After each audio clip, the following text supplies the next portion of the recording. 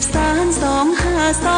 2524พระมหาราชครูเกษราปัญญาปรมาติกาจารย์จากวัดดับภัยเชียงใหม่สืบสานเวลาผ่าน131 ปีนานไกลวัดพระบาทอุดมรุ่งเรืองงามตาเจ้าน้อยบุญธาวงศาข้าหลวงบวงเชียงใหม่ปกครองหัวเมืองฟ้าทุ่มเทแรงกายแรงใจทุกชาติพันธุ์รวมใจรักษา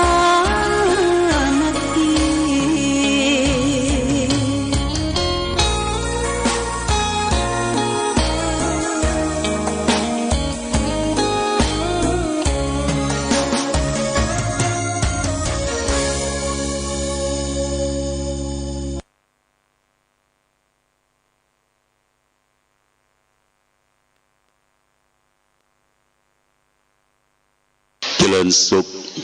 ศรัทธาสาธุชนญาติโยมท่านพุทธบริษัททั้งหลาย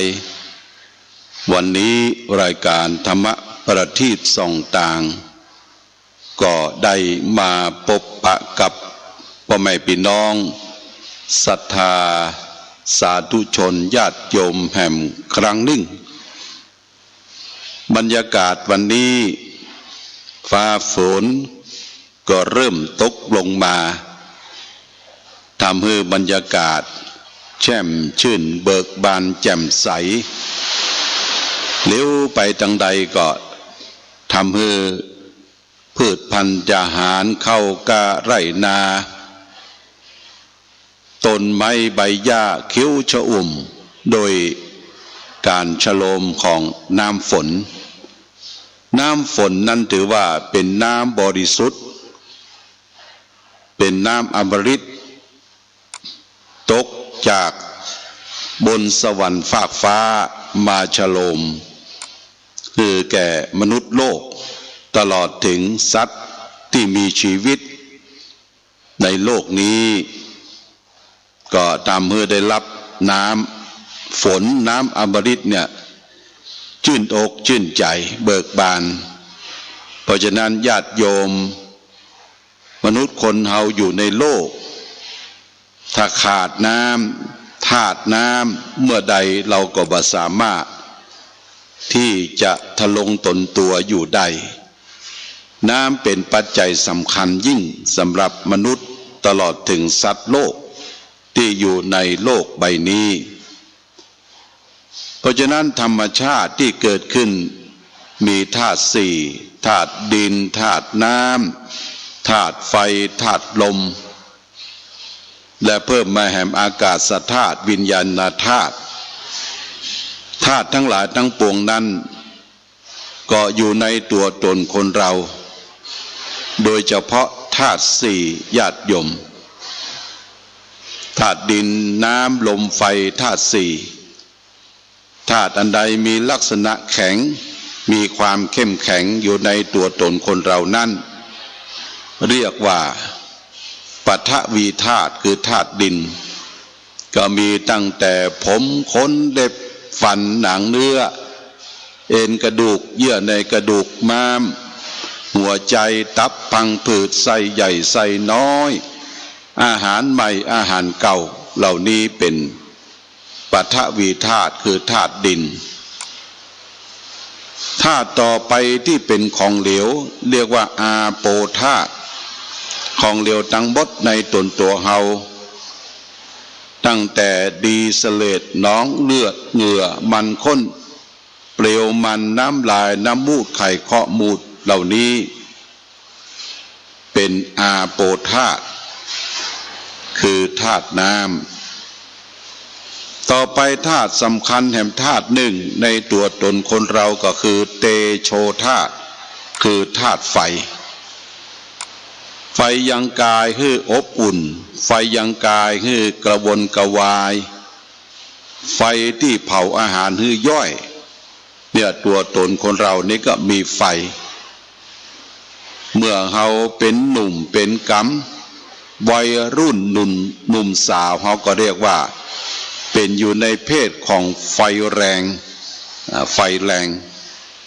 พออายุไขล่วงเลยไป50-60-70 ปีเรียกว่าไฟเริ่มอ่อนไฟเริ่มอ่อนไฟอ่อนก็จะต้องหมั่นชาร์จไฟคือมีความเข้มแข็งขยันขันแข็งขึ้นมาเรียกว่าฮึดขึ้นมาเป็นบางครั้งบางคราวและบางโอกาสเนี่ยถ้าธาตุไฟเขาอ่อนเนี่ยอย่างมันก็บ่ใครกระซับกระเซ็งเท่าใดเรียกว่าธาตุไฟอ่อนธาตุต่อไปสิ่งสำคัญในตนตัวเราก็คือธาตุลมลมขึ้นลมพัดขึ้นเบื้องบนลมพัดลมเบื้องต่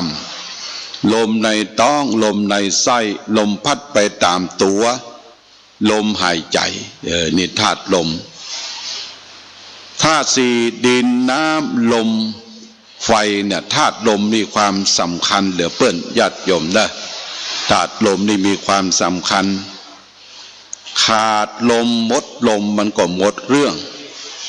มีลมมันก็ต้องมีเรื่องเพราะฉะนั้นคนขาดลมเมื่อใดแม้แต่ตนตัวเขาก็เปลี่ยนสภาพไปเมื่อบ่หายใจแล้วตนตัวเขาก็เปลี่ยนสภาพความเป็นคนกลายเป็นผีกลายเป็นซากบังคับบัญชาธาตุสี่ของตนเองให้อยู่อย่างเก่าอย่างเดิมบ่ได้เนี่ยเมื่อลมขาดไปก่อนลมไปก่อนไฟตามไปไฟติดตามไปเมื่อลมหายใจหมดไปเนี่ยไฟก็เริ่มมอดเริ่มเสียง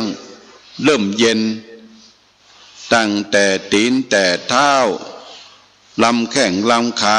ทั่วสารพังกายเรียกว่าคนตายก็เลยกลายเป็นคนเย็นคนเย็นแต่ก่อนเปิ้นว่าถ้ามีคนตายบ้านใดเมืองใดบ้านนั่นเมืองนั่นก็แปลว่าบ้านเฮือนเย็น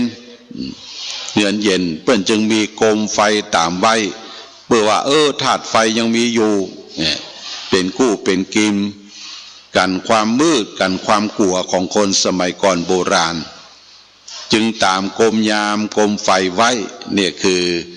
แสดงถึงสัญลักษณ์ว่าถึงแม้ว่าธาตุไฟมันจะเสี่ยงไปก็ยังมีไฟเทียมตามไว้ตามใต้ตามเตียนแล้วก็ตามโคมไฟใจน้ำมันก๊าซเนี่ยอย่างนี้เป็นต้นเนี่ยญาติโยมธาตุสี่เนี่ย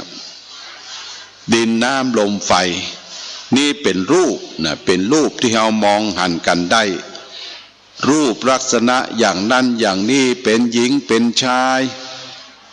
เป็นตุเจ้าพระสงฆ์เป็นขบดีเป็นเศรษฐีเป็นกษัตริย์เรามองแล้วก็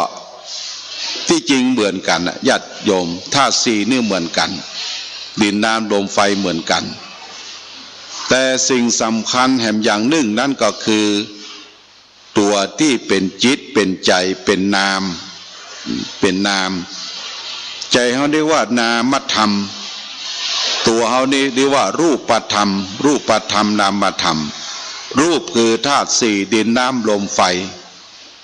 นามธรรมเนี่ยคือใจเขาเนี่ยมีความรู้สึกนึกคิดแบ่งเป็นสี่ห้องเรียกว่ามีเวทนาสัญญาสังขารและวิญญาณใจเขานี่มีความรู้สึกนึกคิดเป็นเวทนารู้สึกปวดใจเจ็บใจรู้สึกบ่พอใจดีใจเนี่ยความรู้สึกตัวนี้เป็นเวทนาใจเขานี่มีการปรุงแต่งปรุงดีปรุงร้ายเกลียดชังชอบสิ่งนั้นสิ่งนี้เรียกว่าสังขารมีการปรุงแต่งเสร็จเรียบร้อยก็ใจเขานี่ยังมีวิญญาณเวทนาสัญญามีความจำอย่าหยุ่มมีความจำได้แม้ว่าได้กระทำอย่างลงไปก็เก็บเช็บเมมโมรี่ไว้อยู่ในจิตในใจเวทนาสัญญามีความจำสังขารมีการปรุงแต่งอยู่ตลอดเวลา ปรุงดีปรุงร้ายและวิญญาณใจเขานี่มีวิญญาณมีความรู้แจ้งชัดเจนเห็นจริงเนี่ยใจเขาเนี่ยมีเป็นเวทนาสัญญาสังขารและวิญญาณรูปรวมกับใจมีสี่รูปมีหนึ่งรวมกันแล้วเป็นกองเป็นขันธ์กองรูปกองเวทนากองสัญญากองสังขารกองวิญญาณรวมกันเป็นห้าเรียกว่าขันธ์ห้าขันธ์ห้าคือรูปเวทนาสัญญาสังขารวิญญาณขันธ์ห้าเราจะต้องพิจารณาดูขันธ์ห้าเนี่ยคือดูทะลุปุโป่งการรู้การศึกษาขันธ์ห้าโดยสัญญาด้วยความจำนั้นมันยังบ่จริงแท้แน่นอนก็เมื่อเราจะรู้ขันธ์ห้าศึกษาขันธ์ห้าอย่างท่องแท้แน่นอนก็ต้องลงมือประพฤติปฏิบัติแยกรูปแยกนามเมื่อแยกรูปแยกนามดูขันธ์ห้าแล้วก็เห็นการเกิดดับของสังขารเห็นการเกิดการดับของรูปของนามของสังขารซึ่งเป็นเวทนาสัญญาสังขารและวิญญาณบ่จริงบ่แท้บ่แน่บ่นอนนี่โดยการเข้าถึงหลักของการปฏิบัติธรรมเมื่อแยกรูปแยกนามออกแล้วเขาจะเห็นว่าตนตัวคนเรานั้นบ่มีตนบ่มีตัวญาติโยมมีแต่รูปกับนามที่เขามีตนตัวว่าลักษณะอย่างนี้ท่าทางอย่างนี้ชื่อนี้นามนี้เพราะสมมุติกันขึ้นมาเวลาตอนที่สมมุตินั้นก็เริ่มจากแต่เขาคลอดจากท้องแม่ออกมาเขาก็ยังมีชื่อมีนามเตื้อพอได้สัก7 วันปลอดภัยดีทุกอย่างพ่อแม่ก็เอาไปขึ้นทะเบียนจดชื่อจดนามอยู่ในสัมมโนครัวตั้งชื่อตั้งนามแล้วก็มาห้องเข้าเอาขวัญตือขวัญรับเป็นลูกเป็นเจ้าเป็นลูกเป็นเต้าเมื่อมีชื่อมีนามและญาติโยมเขาก็ถูกเรียกขานนายนั่นนายนี่เด็กหญิงนั่นเด็กหญิงนี่เด็กชายนั่นเด็กชายนี้เขาก็ว่าตัวตนเขาละชื่อนั้นชื่อนี้เขาก็จำอยู่ตลอดเวลาทีนี้เมื่อจำชื่อจำนามของตนเองได้ญาติโยมมันก็มีความผูกมัดรัดตึงโดยรูปด้วยเวทนาสัญญาสังขารวิญญาณคือขันธ์ห้าเขาถือว่าเป็นของเขาเป็นของตนเป็นของมึงเป็นของกูผนวกบวกกับชื่อที่ได้ขานนามขึ้นมาโดยสมมุติเป็นชื่อนั่นชื่อนี้เมื่อขันธ์ห้าผนวกกับชื่อเนี่ยเราไปตักไปตอยไปว่าซิดว่ากายว่าให้ว่าดีต่อชื่อนั้นซึ่งประกอบด้วยขันธ์ห้าเนี่ยเกิดความคึ่งเครียดบ่พอใจและก็มีอาอย่างที่เกิดขึ้นด้วยความโกรธด้วยความหลงเข้าใจว่าตนตัวนั้นก็คือตัวขันธ์ห้าเนี่ยเป็นตัวเขาของเขา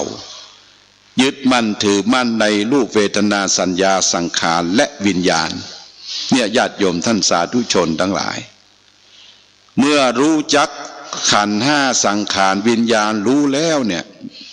จนทะลุปุโป่งเขาก็ว่าโอ้ที่จริงตัวตนคนเฮานั้น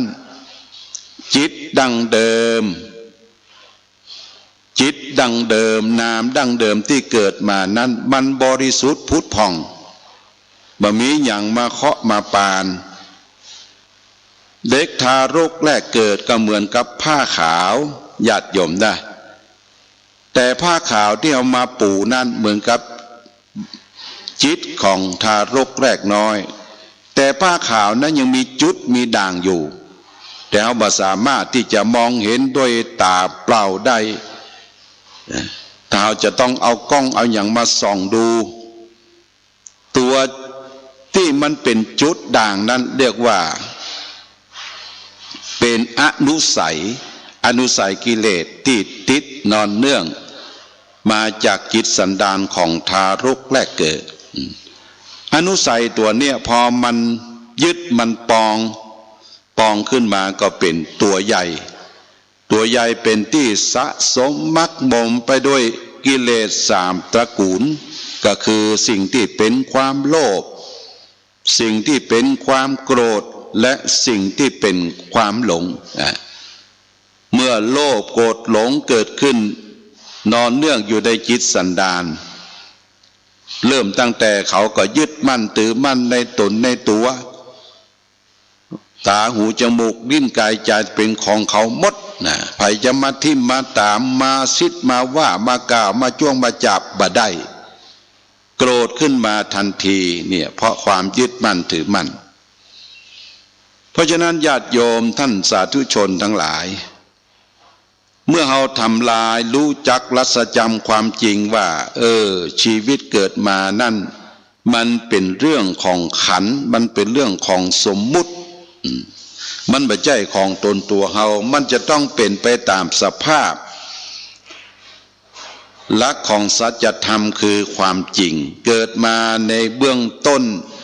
แปรปรวนในท่ามกลางและก็ดับสลายไปในที่สุดเป็นอนิจจังทุกขังอนัตตาเกิดขึ้นมาตั้งอยู่และดับไปญาติโยมบ่สามารถที่จะบังคับบัญชาได้ในตนตัวเนี่ยบังคับบัญชาบ่ฮือเจ็บบ่ฮือแก่บ่ฮือเฒ่าบ่ฮือตายบ่ฮือพัดพรากจากสิ่งเท่าเรารักเราชอบใจทั้งหมดทั้งสิ้นบังคับบัญชาบ่ได้มันจึงเป็นธรรมะมันจึงเป็นอยู่ใต้กฎเกณฑ์ของพระไตรลักษณ์คืออนิจจังทุกขังอนัตตา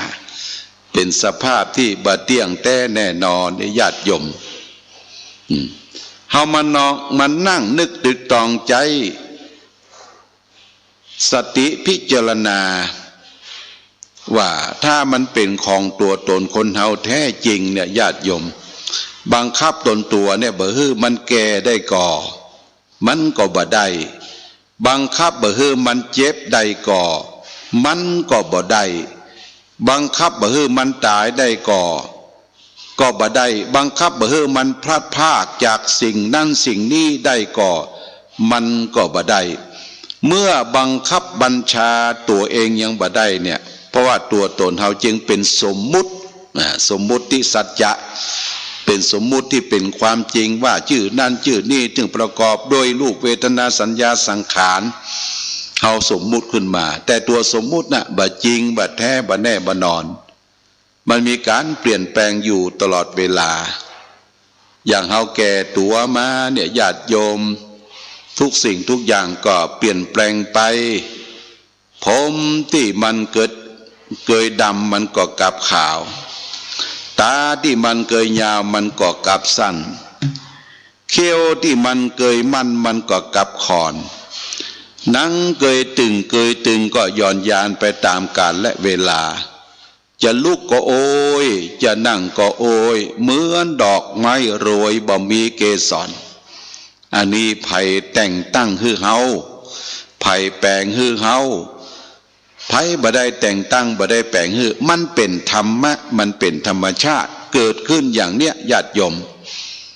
ว่าคนนั้นจะเป็นหญิงเป็นชายเป็นตุเจ้าพระสงฆ์เป็นพ่อค้าวานิชเป็นกษัตริย์เป็นคนมั่งคนมียากจนมีสภาพเช่นเดียวกันตกอยู่ในสภาพเช่นเดียวกันคือเป็นอนิจจังทุกขังอนัตตาเป็นสภาพที่บ่เที่ยงแท้แน่นอนด้วยเหตุนี้องค์สมเด็จพระชินวรสัมมาสัมพุทธเจ้าของเราพระองค์เห็นตัวทุกข์เนี่ยเห็นตัวทุกข์เพราะเกิดเพราะแก่เพราะเจ็บเพราะตายทุกข์บ่เที่ยงแท้แน่นอน เมื่อออกจากพระนครไปเทวดาก็จำแรงแปลงเป็นเทวทูตที่พระองค์ได้ทอดพระเนตรเห็นคนกำลังจะเกิดเห็นคนแก่คนเจ็บคนตายสมณะเรียกว่าเทวทูตตั้งห้าญาติโยมเทวทูตคือทูตของเทวดาพระองค์เห็นแล้วสังเวชสลดใจว่าเป็นจะใดในโลกเนี่ยจึงมีคนเกิดคนแก่คนเจ็บคนตายพระองค์ก็อู้กับนายชนะที่ได้เป็นสารถีติดตามไปโดยว่าคนเขาจะเป็นเช่นนี้เหมือนเก่ามดกานายชนะก็ตรัสตอบว่าเป็นอย่างเอี้ยพระเจ้าค่ะจะหลีกเล่นการเกิดแก่เจ็บตายไปบ่ปนทีนี้พระองค์มีสติปัญญาเป็นทุนเดิมอยู่แล้วก็มาคิดพิจารณาว่าในโลกเนี่ยมันมีของแก้กันมีดำมีขาวมีมืดมีสว่างมีร้อนมีเย็นมีทุกข์ใจในวันนี้คงจะมีสุขเป็นของแก้อย่างแน่นอนเกิดแก่เจ็บตายนี่จะต้องมีธรรมะแก้อย่างแน่นอนพระองค์ก็ทรงคุ้นคิดอยู่ตลอดเวลาจะหาหนทางแก้การเกิดแก่เจ็บตายเสร็จแล้วเมื่อกลับสู่พระราชวังก็ทรงตั้งใจจะค้นคว้าหาสัจธรรมความจริงเหล่านี้ญาติโยมแต่ว่าพระองค์ยังมีพันธะเครื่องผูกพันที่จะรัดมัดตึงกับสิ่งที่จะเป็นเครื่องพันธนาการก็คือพระองค์ก็มีพระราชบิดาพระราชมารดามีพระนางยโสธราพิมพาซึ่งเป็นอัครมเหสีแล้วก็มีลาหูน้อยกุมารซึ่งเป็นเครื่องพันธนาการทุกสิ่งทุกอย่างที่จะผูกรัดมัดตึงให้พระองค์ติดเป็นบ่วงเป็นห่วงอยู่อย่างนั้นเสร็จแล้วการตัดสินพระทัยอย่างเด็ดขาดของพระสิทธัตถกุมารพระองค์ก็สละทุกสิ่งทุกอย่างเพื่อจะหาหนทางแก้ทุกข์ดับทุกข์คือก็จะต้องออกทรงผนวดออกบวชญาติโยมก็ได้สละพระมเหสีพระนางยโสธราหูน้อยพระราชบิดาพระนางประชาบดีโคตมีสมบัติพัสถานอันพึงที่จะได้รับพระราชทานเป็นกษัตริย์แทนป่อในกรุงกบิลพัสแล้วก็บ่เอาละญาติโยมพระองค์สละทุกสิ่งทุกอย่างละตินตกโตเรียกว่าละตินตกโตออกทรงผนวดออกบวชเมื่อออกบวชแล้วขี่ม้าขาวชื่อว่าม้ากันทกะมีนายชนะติดตามไปถึงฝั่งแม่น้ำอโนมานาทีก็ถือเพศเป็นบรรพชิตเอาพระขันตัดพระเมาลีคือเอาดาบคมกิฟเนี่ยตัดเก้ามวยผมญาติโยมเพราะคนอินเดียสมัยโบราณการก่อนนั้นเปิ้นไว้เมาผมไว้เก้าผมเป็นมวยผมมวนแล้วก็ตัดออกมาดาบคมกิฟถือเพศเป็นบรรพชิตเป็นนักบวชแล้วก็ไปศึกษากับอาจารย์สองท่านคือพระฤาษีที่บูชาไฟคืออารานดาบสกับอุตกะดาบสได้ศึกษากับพระดาบสทั้งสองนั้นจนมดไส้มดพุงบ่มีหยังจะประสิทธิ์ประสาทให้พระองค์ก็มาพิจารณาว่ายังบ่ใจหนทางแก้ทุกข์ดับทุกข์เตื้อก็ลาพระฤาษีนั้นเดินทางเทศสันติต่อไปจนถึงไปทะลุที่ตำบลหนึ่งแล้วว่าตำบลอุรุเวลาเสนานิคมที่ว่าพุทธคยา ตำบลพุทธคยาในปัจจุบันตำบลนี้สถานที่นี้มีแม่น้ำไหลเอ่ยชื่อว่าแม่น้ำเนรัญชลามีต้นไม้โพสไลหลายต้นแผ่กิ่งข้านสาขาร่มรื่นและมีหมู่บ้านบะไก่พอที่จะพิกขาจารบิณฑบาตได้พระองค์ก็เลยตัดสินพระทัยเอาที่นั่นเป็นที่บำเพ็ญเพียรธรรมญาติโยมนะบำเพ็ญเพียรธรรมก็เมื่อพระองค์ออกบวชก็มีคนที่จะจ้องออกบวชติดตามที่ได้ไปทำนายพุทธลักษณะไว้ก็คือพราหมณ์อัญญาโกฏัญญพราหมณ์ซึ่งเป็นพราหมณ์นึ่งจำนวน108ได้ทำนายพุทธลักษณะของเจ้าชายน้อยว่าจะได้ออกบวชอย่างแน่นอนก็เฝ้าอยู่ตลอดเวลาถ้าพระองค์ออกบวชเมื่อใดจรลีออกจากพระราชวังเมื่อใดก็จะออกบวชติดตามอัญญาโกฏัญญะก็ได้พาชวนเอาสหายรุ่นน้องแห่ม4 คนคือวัปปะภัททิยะมหานามะอัจฉชิออกบวชติดตามเมื่อบวชติดตามไปถึงได้ปฏิบัติรับใช้ดูแลทุกสิ่งทุกอย่างน้ำร้อนน้ำดื่มน้ำอาบเพียวปัดกวาดอาวาสสถานที่หวังที่จะได้รับธรรมะพระองค์ก็เริ่มปฏิบัติการปฏิบัติของพระองค์นั้นก็เริ่มที่ลมหายใจเช่นว่าหายใจเข้ากั้นไว้ใบหายใจออกจนหูตาลายเสียดต้องเสียดปุ่มเสียดเกล้ามองหัวญาติโยมหายใจออกกั้นไว้บ่หายใจเข้าบ่หายใจเข้าก็เสียดต้องเสียดปุ่มเสียดใจเสียดไส้เสียดเกล้ามองหัวก็บ่เป็นโทนหันทางให้เกิดความสำเร็จธงชาติและเพลงชาติไทยเป็นสัญลักษณ์ของความเป็นไทยเราจงร่วมใจยืนตรงเคารพธงชาติด้วยความภาคภูมิใจในเอกราชและความเสียสละของบรรพบุรุษไทยประเทศไทย